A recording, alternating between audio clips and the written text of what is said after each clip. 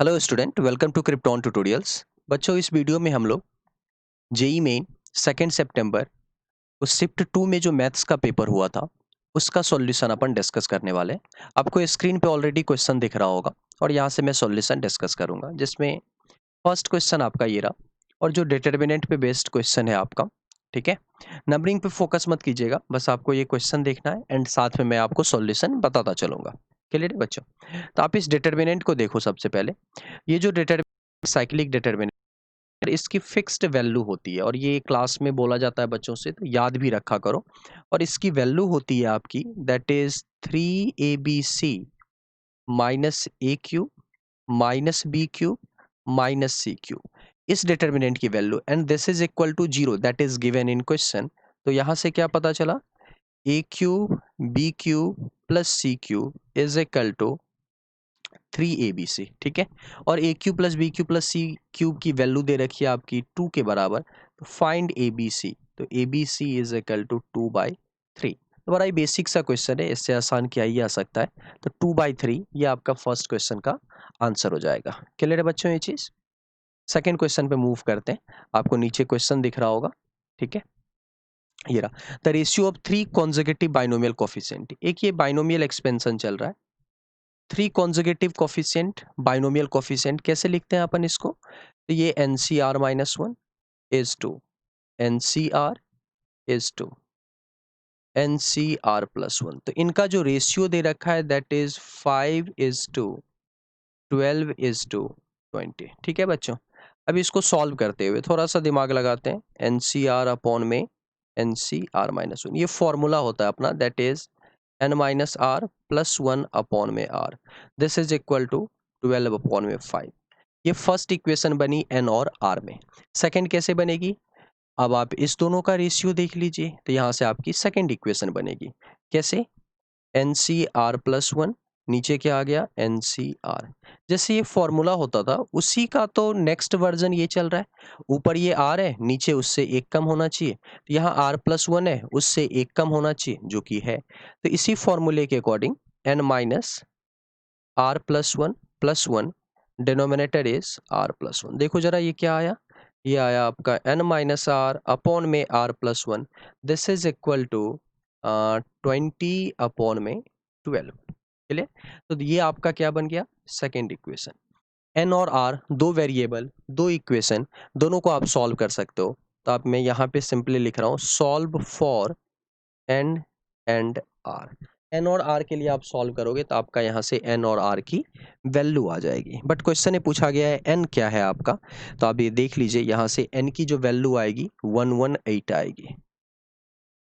n is equal to 118, that is in option number third. Clear है बच्चों? Next question है आपका। Next question is from PNC और वो सर्कुलर परम्यूटेशन नाम का एक टॉपिक होता है, उस पे बेस्ड है ये क्वेश्चन आपका। क्या होता है उसमें? एक सर्कल में अपन चीजों को बिठा रहे हैं, एन लोगों को, ऐसे समझना आपको। There are N station in a circular path. तो एन, ये फर्स्ट हो गया, सेकेंड, थर्ड, फोर। अब कितनों को बिठाएंगे? क्योंकि एन है तो ये चलता जाएगा, यहां से ये n-1, ये चलता जाएगा पूरा। डॉट डॉट कर दिया इसमें मैंने, थोड़ा समझिएगा। ठीक है, अब देखो, इसमें बोला गया है कि जो दो conjugative station are connected by blue line. तो कॉन्जुगेटिव मतलब क्या? जैसे 1 को 2 के साथ, 2 को 3 के साथ, 3 को 4 के साथ। तो अगर यहाँ पे n लोग हैं तो ऐसे कितने लाइन बन सकते हैं, आप सोच के देखो। ठीक है, तो n लोग हैं तो ऐसे समझिए कि एक सर्कल चल रहा है जिसपे n वर्टिसेस हैं। सबको अगर कनेक्ट करोगे तो ये n साइडेड पॉलीगन ही तो बनाएगा। तो total number of blue line कितना बोल सकते हैं अपन? Total number of blue line क्या हो जाएगा? n हो जाएगा आपका, क्योंकि n वर्टिसेस है, सबको ज्वाइन करोगे तो n साइड बनेंगे, तो कॉन्जुगेटिव तो वही होगा आपका। Total number of red line भी बोला गया है, total number of red line. अब इसमें कोई भी and two non conjugative stations are connected by red line, non conjugative, तो ये n है। n में से किसी भी दो वर्टेक्स को सेलेक्ट कीजिए। ठीक है, अब मान लीजिए 1 सेलेक्ट हुआ और 4 सेलेक्ट हुआ, ठीक है? 1 सेलेक्ट हुआ और 4 सेलेक्ट हुआ। इनको मैंने कनेक्ट कर दिया, तो ये आपका एक रेड लाइन की तरह दिखेगा, ठीक है? बट क्या पता ये दोनों कॉन्ज़िक्यूटिव वाले सेलेक्ट हो गए, ये तो ब्लू में भी चला गया आपका, तो total number of red line में, ये तो टोटल नंबर ऑफ लाइन को रिप्रेजेंट करेगा, माइनस में कॉन्ज़िक्यूटिव वाले कर दीजिए, तो ये नंबर ऑफ रेड लाइन होंगे। अब ये इक्वेशन दे रखा है, number of red line is equal to 99 times, तो NC2 minus N is equal to 99 times number of blue line. इसको सॉल्व कर लीजिए, n into N minus one upon में 2, ये वैल्यू आएगी NC2 की, this is equal to 100n, ठीक है? आप कैलकुलेट तो कर ही सकते हो, ये आपका n में एक क्वाड्रेटिक बनेगा, और n में क्वाड्रेटिक को तो आप सॉल्व कर सकते हो पूरा, जब इसको सॉल्व कीजिएगा तो n की वैल्यू आएगी 201, 201, ऑप्शन नंबर 1। क्लियर है बच्चों? आगे बढ़ते हैं। ये आपका क्वेश्चन नंबर 5 है, जो कि DI पे बेस्ड क्वेश्चन आया है। इसको देखिए, अब DI पे बेस्ड ये क्वेश्चन आया है, इसको देखते हैं पूरा, ठीक है? देखो थोड़ा अरेंज करना पड़ेगा, क्वेश्चन चल रहा है 1 से 2, मॉड के अंदर 2x minus GIF of 3x, तो थोड़ा अरेंज करते हैं। 2x को इस तरह से लिखा, ठीक है? देखिएगा, मतलब अभी तक में आप ये बोल सकते हो कि ये एक अच्छा क्वेश्चन है, ठीक है? 3x minus GIF of 3x, this is fractional part of 3x, fractional part of 3x minus x dx। एक चीज बताओ बच्चों, जो फ्रैक्शनल पार्ट ऑफ x होता है that is always between 0 to 1, और ये x क्या चल रहा है आपका 1 और 2 के बीच में, तो ये जो वैल्यू है 0 और 1 के बीच में, और ये 1 से बड़ा आते हैं, ऑब्वियसली अंदर में कैसी वैल्यू आ गई, नेगेटिव, तो मॉड क्या चीज से ओपन होगा, माइनस के साथ, तो 1 से 2, this is x minus GIF of 3x dx। Clear? तो एक पार्ट तो इसका बड़ा सिंपल सा आ गया, कौन सा वाला पार्ट, जो 1 से 2 x dx बना, माइनस 1 से 2 fractional part of 3x dx। Clear? अब जो मेहनत करना है अपने को फ्रैक्शनल पार्ट वाले पे, ये तो आप कैलकुलेट करके लिख ही सकते हो। इसकी इंटीग्रल आएगी एक्स स्क्वायर बाई 2, तो 1/4, 4 माइनस 1, 3/2 माइनस। अब देखो, इसको सॉल्व करने के लिए आप ना पीरियोडिक फंक्शन का कुछ कंसेप्ट यूज कीजिए। यहाँ पे जो इंटीग्रेंड है that is fractional part of 3x, ये पीरियोडिक होगा 1/3 के साथ। क्लियर? अब देखिए कैसे मैं सॉल्व करता हूँ इसको। इंटीग्रल ऑफ इस 1 को लिखो 1/3 इंटू 3, 2 को लिखिए 1/3 इंटू 6, और अंदर बना fractional part of 3x dx, this is 3/2 minus ये m इंटू टी, ये n इंटू टी, तो m minus N that is 3 times, 6 में से 3 गया तो 3 टाइम्स, और एक टाइम पीरियड में जो एरिया होगा, तो 0 से 1/3 fractional part of 3x dx। Clear है बच्चों? दिस इज 3/2 माइनस 3, ठीक है? तो ये तो आपका 3x ही हो जाएगा, तो इसको लिखिए 0 से 1/3, ठीक है, 3x dx। तो यहाँ से finally 3/2 minus 3 into 3 9, x square by 2, x square by 2 2 आ गया, एक्स स्क्वायर 1/9 माइनस 0। फाइनली देखते हैं जरा क्या आ गया, 3/2, देखो जरा 9 का फैक्टर निपट गया, -1/2, 3 - 1 2 अपॉन में 2, दिस इज 1। मैच कर रहा है क्या? कर रहा है, ऑप्शन नंबर 1। तो थोड़ा अच्छा क्वेश्चन है, यहाँ पे एक पीरियड डेफिनेट इंटीग्रेशन और पीरियोडिक फंक्शन का भी एक कंसेप्ट यूज होगा, ये क्वेश्चन भी थोड़ा ठीक ठाक बोल सकते हो आप। मूविंग टुवर्ड्स नेक्स्ट क्वेश्चन, ये आपका कोनिक सेक्शन से क्वेश्चन आया, जो कि बड़ा ही सिंपल सा है। हाइपरबोला को पहले जरा स्टैंडर्ड बना लीजिए, स्टैंडर्ड बनाओगे ना तो ये कुछ इस तरह से आएगा, एक्स स्क्वायर अपॉन में 10 माइनस वाई स्क्वायर अपॉन में 10 times cos square theta is equal to 1, ये बना हाइपरबोला। अब इसकी इसेंट्रिसिटी की जो फॉर्मूला होती है उसके अकॉर्डिंग, ठीक है, बी स्क्वायर, तो B square is equal to A square, eccentricity of hyperbola का स्क्वायर -1, ये 10 से क्लब हो गया, देखिएगा जरा, तो इसेंट्रिसिटी ऑफ हाइपरबोला का स्क्वायर इज इक्वल टू, ये 1 का फैक्टर इधर ले जाइए, तो 1 प्लस कॉस स्क्वायर थीटा, तो हाइपरबोला की इसेंट्रिसिटी में एक ही रिलेशन आ गया अपना। नेक्स्ट, इस इलिप्स के इक्वेशन को भी थोड़ा अरेंज करते हैं, तो ये बना बच्चों एक्स स्क्वायर अपॉन में 5 cos square theta y square upon में 5 इज इक्वल टू 1। ठीक है, अब इसका जरा इसेंट्रिसिटी फाइंड करें। तो इसके लिए जो रिलेशन होता है बी स्क्वायर, बी क्या होता है, दोनों में से जो भी छोटा हो, तो ये आपका छोटा है, तो 5 cos square is equal to A square 1 minus eccentricity of ellipse का whole square, that is eccentricity of ellipse का स्क्वायर कैसे निकालें। देखो ये 5 से 5 निपट गया, cos स्क्वायर थीटा -1, तो ये बन गया आपका 1 माइनस cos स्क्वायर थीटा। ठीक है, ये पूरा चीज बना, अपने को फाइंड क्या करनी है, eccentricity of hyperbola is √5 times eccentricity of ellipse. तो यहां से अगर देखें 1 plus cos square theta is equal to √5 times eccentricity of ellipse, that is 1 minus cos square theta. Clear है चीजें। अब इसी को सॉल्व करना है अपने को।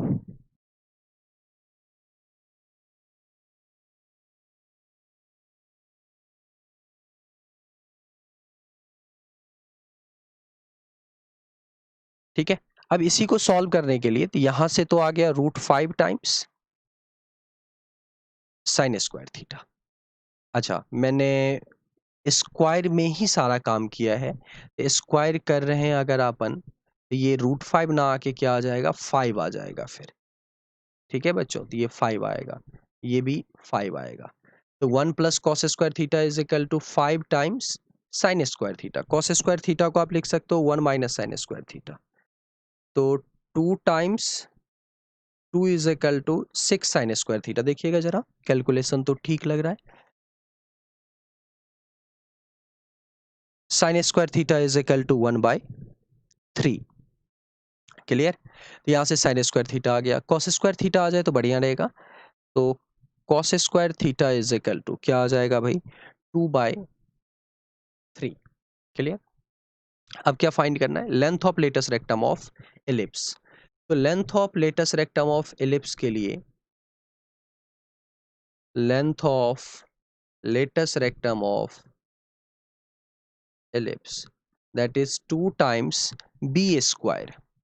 अब बी देखो क्या आएगा, b square that is 5 cos square theta upon में ए क्या आएगा बच्चों, √5। देखते हैं जरा, कैलकुलेशन अगर कुछ गलत ना हुआ, तो 2 into √5 cos square theta is 2/3, तो 4 √5 अपॉन में 3, 4 √5 अपॉन में 3, that is in first option.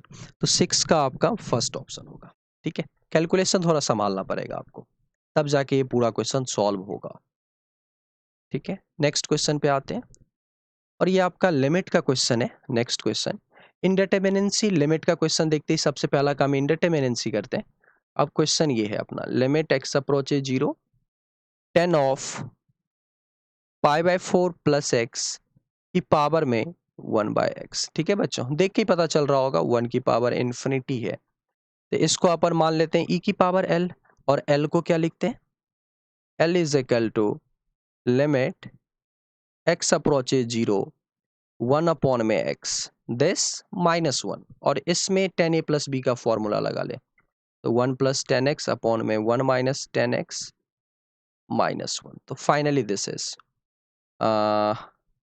1 upon में x, देखते हैं जरा, एलसीएम लीजिए, -1 प्लस, तो this is 2 tan x upon में 1 माइनस टेन एक्स, और x कहाँ जा रहा है, 0 की तरफ, तो tan x अपॉन में x क्या हो गया बच्चों, 1 की तरफ, तो ऊपर वाला 2 नीचे वाला 1, तो फाइनली ये 2 की तरफ, L2 हो गया, आंसर इज ई स्क्वायर।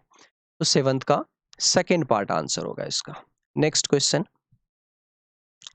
अगला क्वेश्चन है बच्चों आपका क्वाड्रेटिक से। ठीक है, अब fx भी है quadratic such that fx is equal to 0 has a √3, एक √3 दे रखा है, तो लेट कर लेते हैं fx इज क्वाड्रेटिक मान लिया अपन ने, ax square bx plus c। पहला चीज f ऑफ 3 क्या होना चाहिए, 0 होना चाहिए, तो f of 3 is equal to 9a 3b plus c is equal to 0। Equation number first, f2 plus f of -1, तो f2 4a 2b plus c।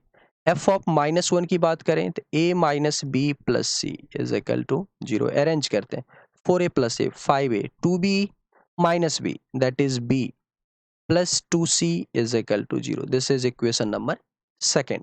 Clear ना बच्चों? तो दो इक्वेशन आ गए अपने पास ए बी और सी के टर्म में. अब यहाँ से कुछ काम कर लेते हैं, इन पे काम कर लेते हैं. मतलब आप इनके रेशियो तो निकाल ही सकते हो. अब तीन इक्वेशन तो है नहीं अपने पास ताकि अपन ए बी सी की वैल्यू फाइंड करें, बट कैसे भी अपन रेशियो तो निकाल ही सकते हैं. तो जब आप यहाँ से कुछ फाइंड करोगे तो आएगा ये a अपॉन में -5 is equal to b upon में 13 is equal to c upon में 6. कैसे फाइंड किया? Cross multiplication method. ठीक है बच्चों, क्रॉस मल्टीप्लीकेशन मेथड से ये रिलेशन आएगा आपके पास. क्लियर?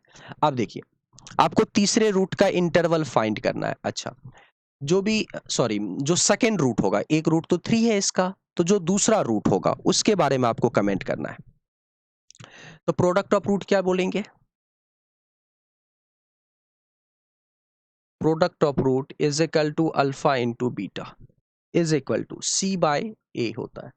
और सी बाय ए की वैल्यू देखिए, दैट इज -5/6. एक रूट अल्फा 3 है बच्चों, तो 3 into beta is equal to -5/6. That is, ठीक है, इसी तरह से लिखेंगे अपन. तो बीटा इज इक्वल टू, कुछ अगर गड़बड़ किया है, सी बाय ए -6/5 आएगा. तो दिस इज इक्वल टू -1. तो 3 into beta this is equal to -1. That is, यहाँ पे लिखता हूँ 3 into beta is equal to -6/5. ये माइनस को यहाँ पे सेट कर दीजिए. ठीक है, यहाँ पे मैंने c बाई ए की वैल्यू गलत लिखी थी, इसलिए मुझे एक दो स्टेप एक्स्ट्रा करना पड़ा, मेहनत. Beta is equal to -2/5. अब -2/5 कौन से इंटरवल में लाई करेगा? -1 और 0 के बीच में. तो इसका भी फर्स्ट ऑप्शन आंसर हो जाएगा. नेक्स्ट पे मूव करते हैं. क्वेश्चन नंबर 9, ये आपका डिफरेंशियल इक्वेशन पे बेस्ड क्वेश्चन है. ठीक है, थोड़ा सा ये लेंथी क्वेश्चन जरूर है. तो देखिएगा, सबसे पहले तो आप dy/dx लिखो इसका. तो जब आप इसका dy/dx लिखोगे तो this is equal to y/x plus में y स्क्वायर अपॉन में 2x स्क्वायर. अब इतना देखते ही ना बर्नौलिस याद आ जाना चाहिए. बर्नौलिस डिफरेंशियल इक्वेशन जो टाइप बताया जाता है आपको क्लास में, क्या करते हैं? y स्क्वायर से डिवाइड कर दीजिए, तो y की पावर -2 dy/dx 1 अपॉन में y इंटू एक्स प्लस में 1 अपॉन में 2x स्क्वायर. तो पुट कर दीजिए 1 अपॉन में y is equal to T. Clear ना? कर सकते हैं ये चीज तो. ठीक है, जिसको टी पुट करते हैं बच्चों उसी को डिफरेंशिएट करते हैं. तो -1 अपॉन में y square dy/dx is equal to dt/dx. ले जाके रीसब्स्टिट्यूट कीजिए इसको, तो माइनस ऑफ dt/dx देखिएगा, और दिस इज t अपॉन में x, दिस इज 1 अपॉन में 2x स्क्वायर. ठीक है बच्चों, मैं यहाँ पे सॉल्व कर रहा हूँ. देखिएगा, यहाँ से थोड़ा इसको लीनियर बनाने की कोशिश करते हैं. तो dt/dx एक माइनस सेट करेंगे तो यहाँ भी माइनस, यहाँ भी माइनस, इसको इधर लेके आ जाते हैं. तो दिस इज प्लस में t/x -1 अपॉन में 2x स्क्वायर. अब ये क्या बना? Linear differential equation in dt/dx. Clear है? ठीक ना? अब आप इंटीग्रेटिंग फैक्टर तो देख ही पा रहे होगे, e की पावर इंटीग्रल ऑफ 1 अपॉन में x dx e to the power ln x that is x. Clear ना? अब सॉल्यूशन क्या होता है इसका? Direct dummy variable that is t. तो t into integrating factor is equal to minus of 1 upon में 2x square into x, तो 1 upon में 2x dx. तो -1 अपॉन में 2 ln x प्लस में c. और t के बदले क्या यूज करें? 1 अपॉन में y. तो x अपॉन में y is equal to -1/2 ln x plus c. This is solution of this differential equation. अब अपने को c फाइंड करना पड़ेगा. ठीक है, और c फाइंड करने के लिए इन्होंने एक एक्स्ट्रा इंफॉर्मेशन दिया है अपने पास कि ये कर्व पास कर रहा है 1,2 से. मतलब x के बदले 1 पुट करें तो y की वैल्यू क्या आएगी? 2 आएगी. तो पुट कर दीजिए 1,2. ठीक है, x के बदले 1 तो ln1 क्या हुआ? 0. x के बदले 1, y के बदले 2, तो 1/2 is equal to 0 plus c. That is c is equal to 1/2। तो कर्व क्या आया, जरा प्यार से कर्व को लिख लें अपन। कर्व को जैसे ही आप लिखने जाओगे तो कर्व अब जो बना आपके पास वो देखो क्या बना, कर्व बना अपने पास x अपॉन में y is equal to -1/2 ln x plus में 1/2। ये कर्व बन गया अपने पास। देन आपसे पूछा गया f ऑफ 1/2, मतलब x के बदले अगर 1/2 पुट करें तो y की वैल्यू बताओ, पुट कर दो भाई। तो 1 अपॉन में 2y, x के बदले 1/2 पुट कर रहा हूं मैं, तो दिस इज 1/2 ln2 प्लस में 1/2। कुछ दिखा बच्चों, ये सारा 1/2 इधर से भी कॉमन निकला, निपट जाएगा इसके साथ। That is y is equal to, ठीक है, 1 अपॉन में 1 प्लस ln2। ये आपका आंसर होगा। थोड़ा सा लेंदी क्वेश्चन है बट है बड़ा सिंपल सा, काफी स्टैंडर्ड तरीका है क्वेश्चन को सॉल्व करने का, तो हो जाना चाहिए, ऐसा नहीं कि नहीं होगा।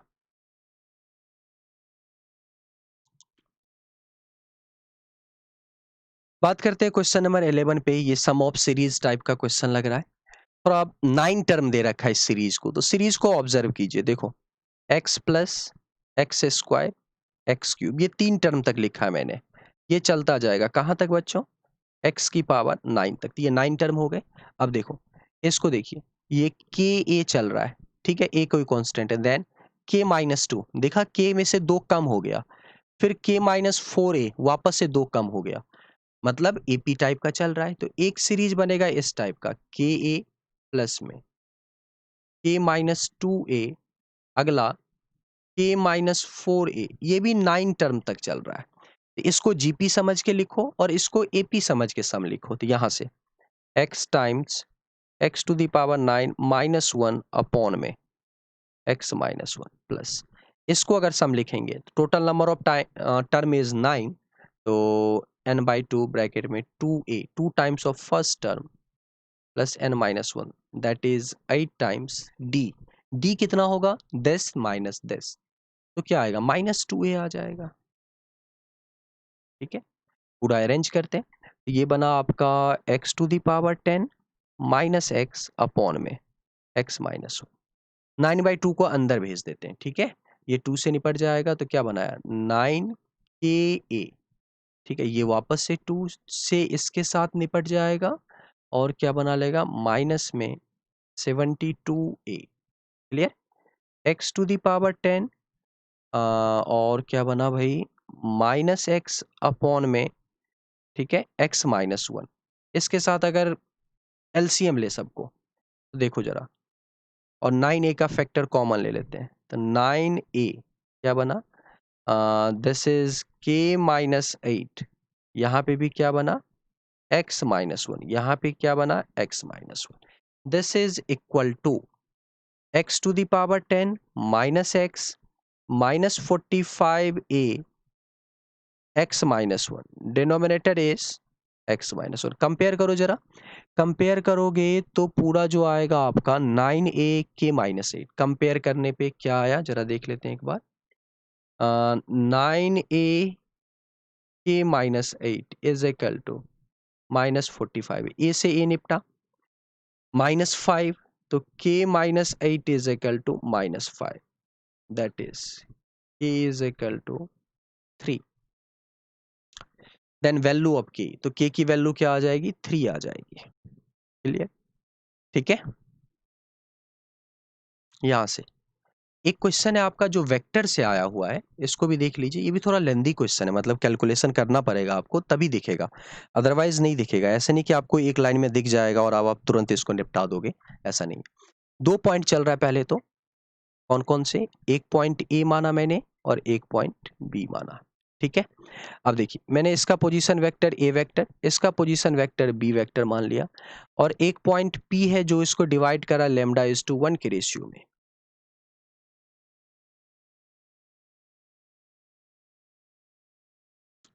क्लियर ना, ये पी आ गया, ले जाके सारा रिप्लेस कर दीजिए। ओ बी वेक्टर डॉट में प्लस ए वेक्टर अपॉन में λ+1 माइनस में 3 टाइम्स मॉड में O A, that is a vector cross में O P, a vector λ b vector upon में λ+1। इसके भी मॉड का स्क्वायर चल रहा है। क्लियर है बच्चों? देखिएगा, lambda times B dot B, ये रहा आपका बी वेक्टर, मतलब इसके मॉड का स्क्वायर, तो कितना बना भाई 9 4 13 एक 14, तो 14। ए डॉट बी जब कैलकुलेट करोगे ना आप यहाँ पे ए डॉट बी कैलकुलेट करोगे तो ये 6 आ जाएगा। ठीक है, मुझे लग रहा है आप कैलकुलेट कर ही सकते हो। 6 अपॉन में लेमडा प्लस 1 -3 मॉड में, देखिए ए क्रॉस ए तो 0 ही आएगा, तो ये बना आपका lambda times a vector cross b vector upon में लेमडा प्लस 1 और इसका स्क्वायर। मतलब आपको a vector cross b vector का मैग्नीट्यूड चाहिए, तो कैसे आएगा, a vector cross b vector, इन सब में ए वेक्टर मैं किसको बोल रहा हूँ, इसको बोल रहा हूँ, और बी वेक्टर किसको बोल रहा हूँ, इनको बोल रहा हूँ। तो ए वेक्टर क्रॉस बी वेक्टर आप निकाल तो सकते ही हो ना, निकालना तो बहुत बड़ी बात है नहीं। ठीक है, जब आप कैलकुलेट करने जाओगे उसको, देखिएगा मैं यहाँ पे आपको बताता हूँ।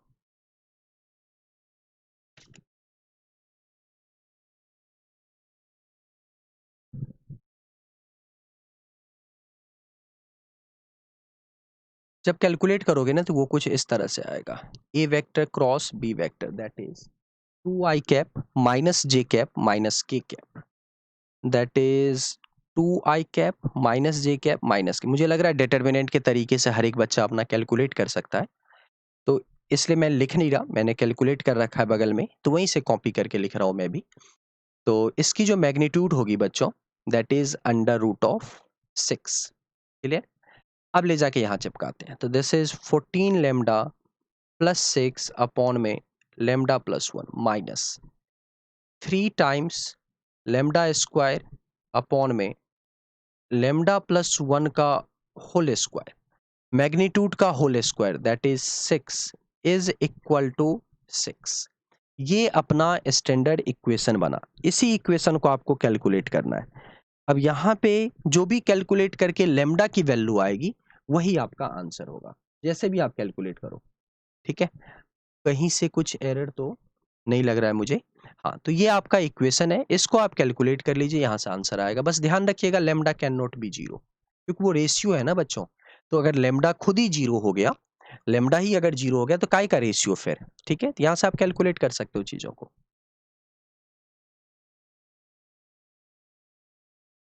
9, क्वेश्चन नंबर 13 पे अगर मूव करे तो पहले तो ये कर्व चल रहा है, कैसा कर्व है भाई, तो एक्स स्क्वायर से बड़ा हुआ Y less than equal to 2x। Plot कर लीजिए सारा, पहले प्लॉट कीजिएगा बच्चों, तो कुछ इस तरह से चलेगा। एक पैराबोला है y is equal to X square, मुझे नहीं लगता कि कोई बच्चा इसको प्लॉट नहीं कर पाएगा भाई, अब तो जेई मेन हो चुका है, सारी चीजें तो हो ही जाएगा। This is y is equal to 2x, y is equal to X square, this is y is equal to 2x। दोनों को अगर सॉल्व कीजिएगा तो एक पॉइंट ऑफ इंटरसेक्शन आएगा, दिस इज 2,4।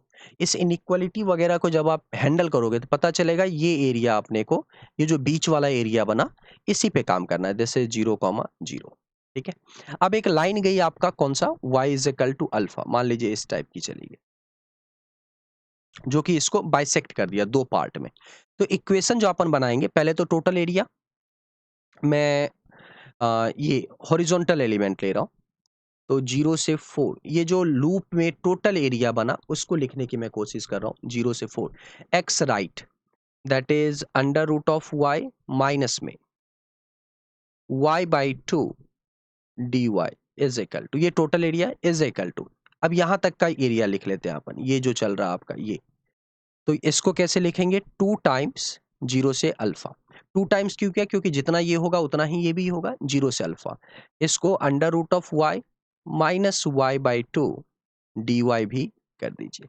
पूरा इधर की तरह जब आप कैलकुलेट करोगे ना सारी चीजें, और कैलकुलेट तो आप कर ही सकते हो, पूरा इंटीग्रेबल है, और लेफ्ट साइड तो बिल्कुल ही पूरा इंटीग्रेबल है, y to the power 3/2 upon में 3/2, पूरा सॉल्व करोगे ना तो इधर से जो वैल्यू आएगी आपकी, that is 4/3 is equal to 2 times, यहां से y टू द पावर 3/2, यहां से देखिएगा 2/3 y to the power 3/2, 1/4 y square, limit is of 0 to alpha, तो 2/3 बना is equal to, alpha put कीजिएगा 2/3 y to the power 3/2 minus में alpha square upon ए4, सॉरी y के बदले अल्फा पुट कर दीजिए, माइनस में 0 पुट करेंगे तो कोई फर्क नहीं पड़ेगा। ठीक है, आपको ये चीज दिख रहा होगा। एलसीएम अगर लीजिएगा तो 2/3 एलसीएम लीजिए, 8 times alpha to the power 3/2 minus 3 alpha square upon में 12, ये अपना इक्वेशन बना फाइनली। इसी को आप अरेंज कर लीजिए, आपका आंसर आ जाएगा। एंड फाइनल आंसर जो आएगा बच्चों, that is 8 times alpha to the power 3/2 minus में 3 alpha square is equal to 8। ये आपका फाइनल आंसर आएगा। देख लीजिए कौन सा मैच कर रहा है, वापस से फर्स्ट ऑप्शन। क्लियर, आगे बढ़ रहा हूं। ये रहा आपका नेक्स्ट क्वेश्चन, ट्रिगो पे बेस्ड है, काफी सिंपल सा क्वेश्चन है। लेमडा की वैल्यू आप ऐसे लिख सकते हो, माइनस में या फिर माइनस लेमडा लिख लीजिए, साइन की पावर 4 थीटा प्लस में cos to the power 4 theta. आपको लेमडा पे काम करना है और ये तो काफी स्टैंडर्ड काम है बच्चों। इसको कैसे लिखते हैं अपन, sine square theta plus cos square theta का होल स्क्वायर माइनस में 2 times of sine square theta into cos square theta, this is 1 minus 2, ऊपर नीचे वापस से मल्टीप्लाई कर दो, 1/2 साइन 2 थीटा का होल स्क्वायर। ये क्या आ गया, minus of lambda, that is lambda is equal to, minus अब सेट कर दीजिए तो क्या बनाया, 1/2 साइन 2 थीटा का होल स्क्वायर माइनस 1। यहां से अगर आप पूरा काम करें तो साइन 2 थीटा का स्क्वायर क्या होगा, 0 और 1 के बीच में, 1/2 से मल्टीप्लाई करेंगे तो 0 से बड़ा होगा, 1/2 साइन 2 थीटा का whole square less than equal to 1। -1 अगर सेट कर दें तो -1 से बड़ा हुआ,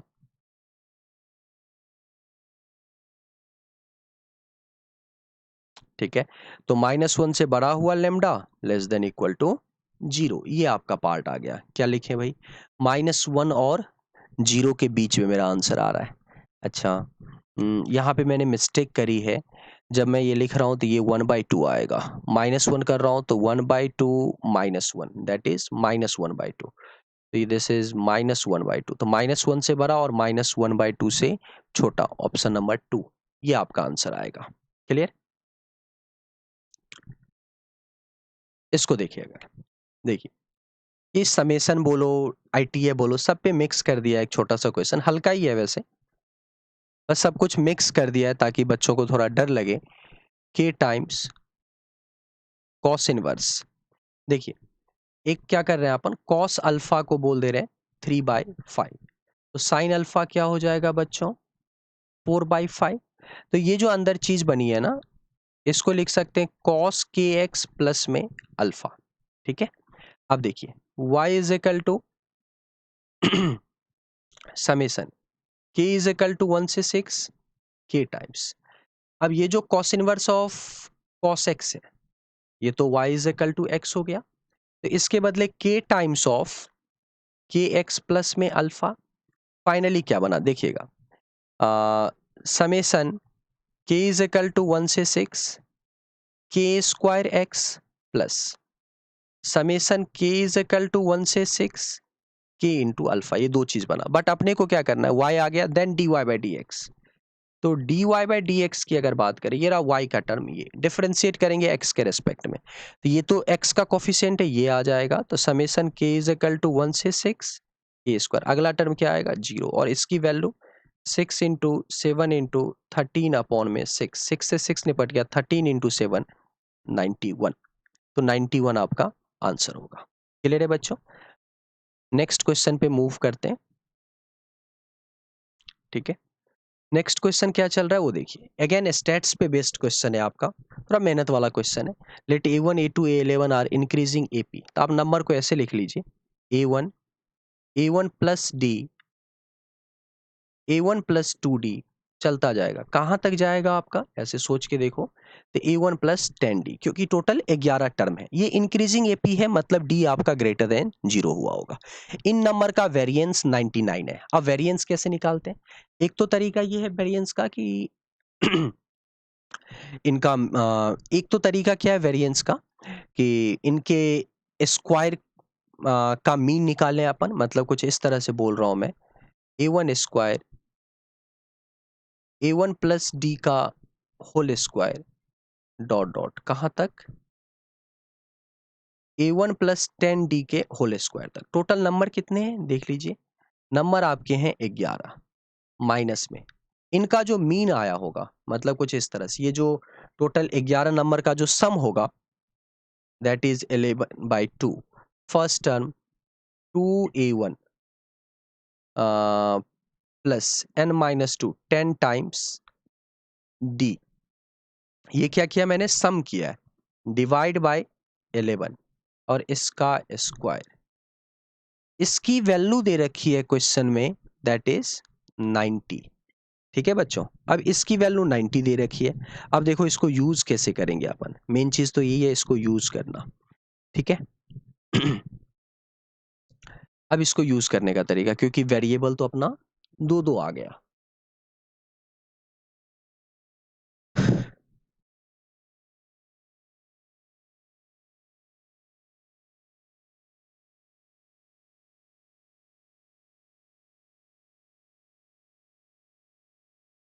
हम्म, जब आप पूरा कैलकुलेट करोगे ना तो यहाँ से टर्म वगैरह बनेंगे। ठीक है, अब आपको ये देखना पड़ेगा कि सम कैसे इसका कैलकुलेट करें, थोड़ा मेहनत वाला काम है। जब पूरा कैलकुलेट कीजिएगा तो यहाँ से जो डी की वैल्यू आएगी वो आपकी 3 के बराबर आएगी। ठीक है बच्चों, थोड़ा सा मेहनत है, कैलकुलेशन वाला पार्ट है, उसको खुद से हैंडल कीजिए, खुद से सॉल्व करो। अगर नहीं हो तो फिर आप कमेंट कीजिएगा, उस हिसाब से मैं आपको हिंट दूंगा या फिर कुछ ना कुछ आपको सॉल्यूशन बताया जाएगा। ठीक है बच्चों, तो यहाँ पे मैं इस वीडियो को ख़त्म कर रहा हूँ। उम्मीद है आपको चीज़ें समझ में आया होगा। If this video helps you, then please like the video, subscribe the channel, and don't forget to hit the bell icon for instant notification. Thank you very much.